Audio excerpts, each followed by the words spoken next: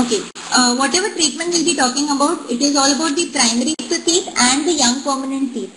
So be careful, DPC is done in young permanent tooth, but it is only not done in primary teeth. Okay. There is a history of pulse therapy given in your keynote.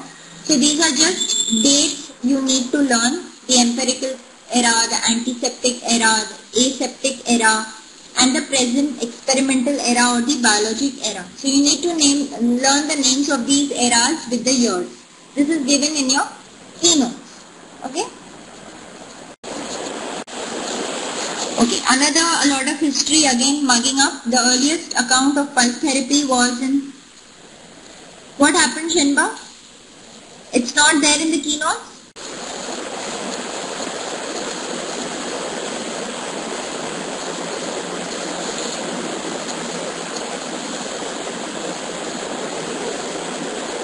This is not there in the keynote?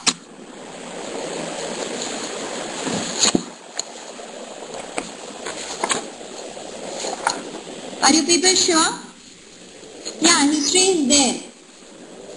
See, there are two histories given at different times. We have just rearranged your keynotes. Yeah, it's there in the start. Got it? Okay. This history is not important for MCQ, okay? You can write there, it's not important. It is not that important. I will tell you which history is important MCQ point of view. Okay, this is not important. The earliest account of pulse therapy, okay, this history comes later in your keynote. The earliest account of pulse therapy was in 1756 when Philip Pfaff packed a small piece of gold over an exposed vital pulp to promote healing. Rebel, the exposed pulp, is a doomed organ. Rebel said that once your pulp is exposed, you cannot do anything. You need to extract it. Herman's introduction of calcium hydroxide in 1920 and vital pulpotomy was introduced by Tuscher and Zander in 1938. So the MCQ is important over here is Herman. You already know about the calcium hydroxide and who introduced the vital pulpotomy technique. Okay. These two are important MCQ point of view. Just mark it. Now we come to pulse capping. Okay. Now there are two types of pulse capping, IPC and DPC. Now what are the indications of IPC? Okay, you need to make another sticky over here and stick it near the pulse therapy. Okay, make your sticky 4. Indications are used when pulpal inflammation has been judged to be minimal and complete removal of caries would not cause a pulpal exposure. Sorry, it won't cause a pulpal exposure. Okay, so you can say the indications is deep caries but without a pulpal exposure is IPC. Contraindications: when you see any periapical pathology or your pulse vitality tests are positive and all, you cannot go for an IPC. Obviously, you need to go for a root canal or a pulpectomy treatment. So these all are easy, okay? You people know all this. So even if you don't want to copy it down, it's okay. The materials used for IPC is calcium hydroxide as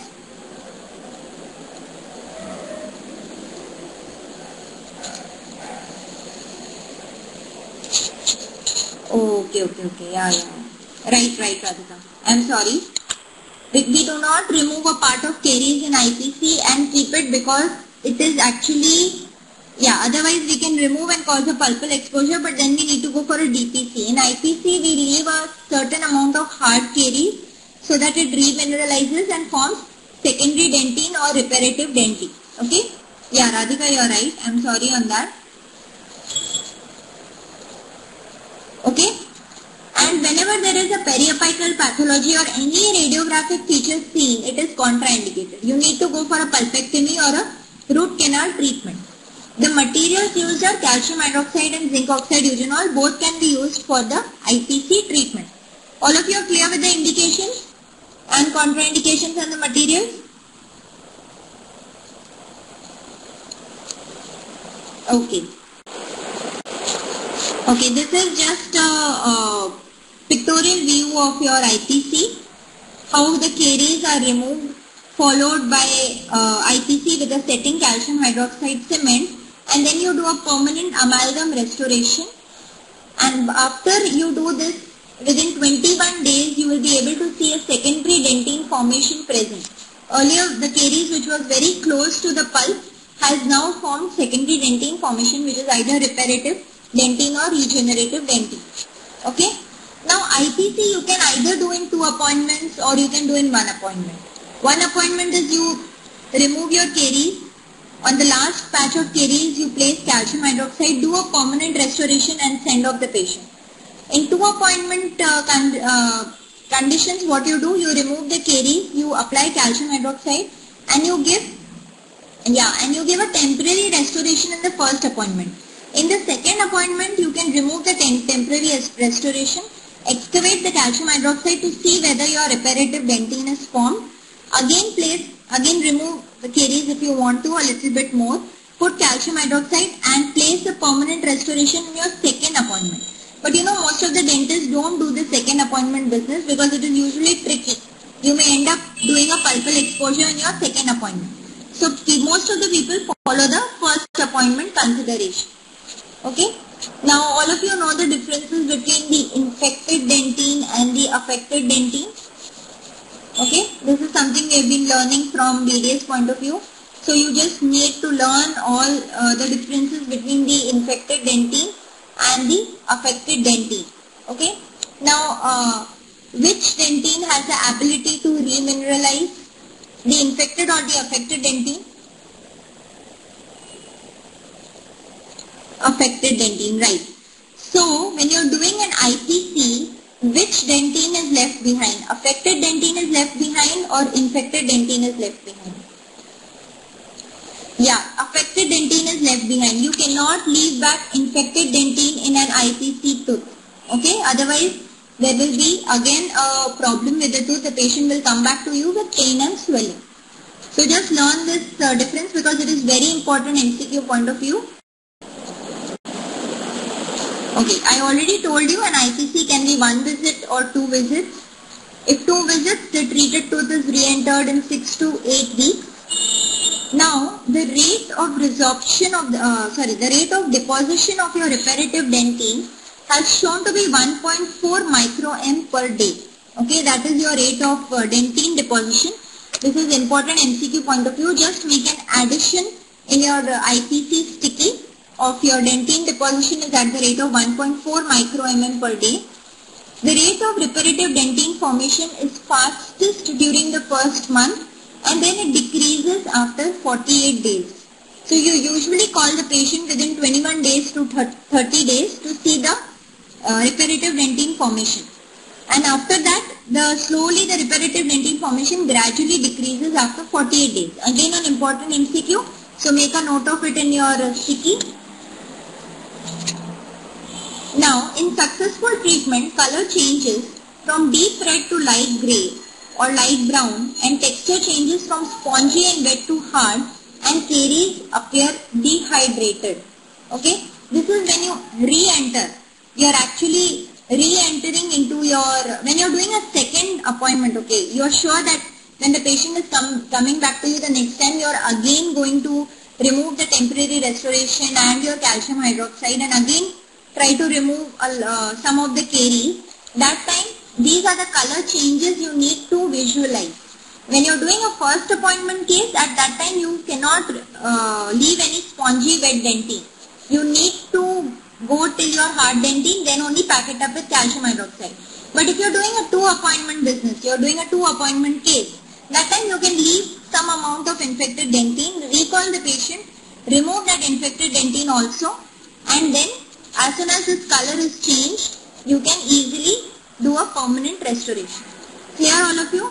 So just make the note of the color changes of your dentine in your second appointment case.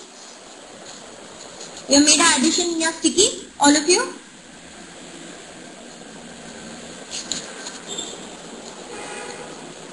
Yes, reparative dentine formation rate is 1.4 micro-mm per day. Okay, this micro is not visible.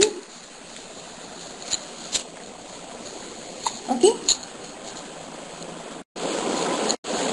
Next we come to DPC.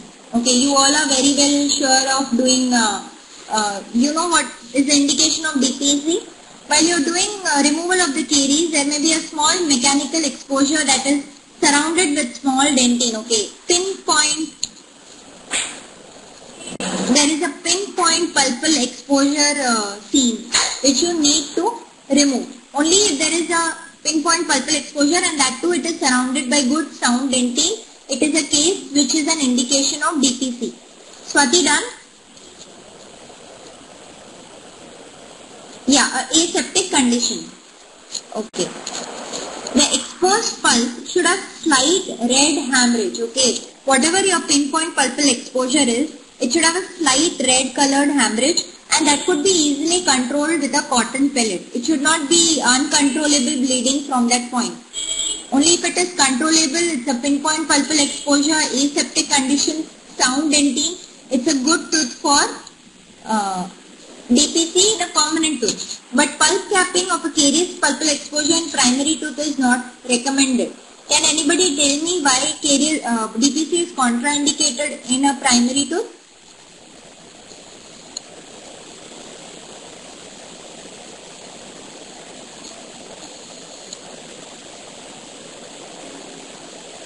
Yes, good Saurabh. The calcium hydroxide actually leads to formation of osteoclasts and odontoclasts, which cause internal resorption. Okay. So make a new sticky 5, and put all the DPC facts in it, your indications. Your contraindications are again same. Your severe toothache, spontaneous pain, periapical pathology, excessive of hemorrhage at the time of exposure, swelling, pus, fistula. All these are indications of higher treatments like pulpectomy, root canal treatment, etc. Okay. Now the materials used for IPC is calcium hydroxide, isobutyl cyanoacrylate, resin bonding agents, and corticosteroids. Okay. Other than calcium hydroxide, other agents can also be used like isobutyl cyanoacrylate, resin bonding agents, and corticosteroids.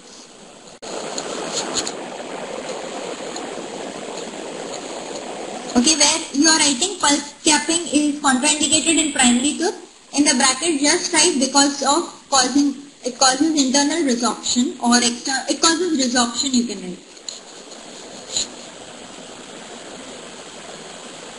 Okay, clear all of you?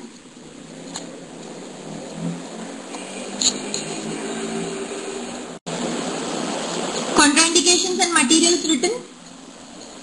Okay, contraindications you can only mention periapical pathology, and everything comes under that. Don't need to write everything, each and everything. Okay? Okay, now size, appearance, and amount of hemorrhage associated with pulpal exposures. Now when you are doing IPC or a DPC or a pulpotomy or anything, and you come across a pinpoint pulpal exposure, no problem, Sally. Okay, now just keep adding these facts near your pulp capping in your keynotes. Okay, your exposure site in excess of 1 mm per square does not lend themselves to DPC. You already saw that the indication of DPC is pinpoint pulpal exposure less than 1 mm square. When it's more than 1 mm square, you need to go for other techniques like pulpotomy and pulpectomy. Secondly, the color of the blood oozing out and also the amount of blood oozing out tells you the extent of pulpal inflammation. So what you need to write down here is, don't need to write down everything, just write down the last 2 points. Light red blood, the flow of which is easily arrested, is associated with inflammation limited to the coronal pulp. But if it's profuse hemorrhage of deep red blood, it indicates that your pulpal inflammation has even extended to the radicular portion of the tooth. Okay. So light red blood and easily arrested blood are good indications of DPC. Whereas profuse hemorrhage of deep red blood and profusely bleeding is something which is you need to go for other techniques. Okay. Clear all of you? Just add these 2 points because all these are there in the earlier parts.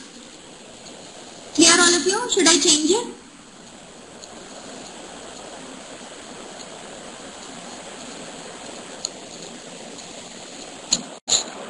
Okay. Okay, these are the histological changes after you do a pulse capping. That is, you need to copy that down, Shenba. It's okay, no problem, Shenba. The 2-3 slides you have left, we can come back to it later if you have time. Just continue now with this. This photograph is also there in your keynotes, I guess.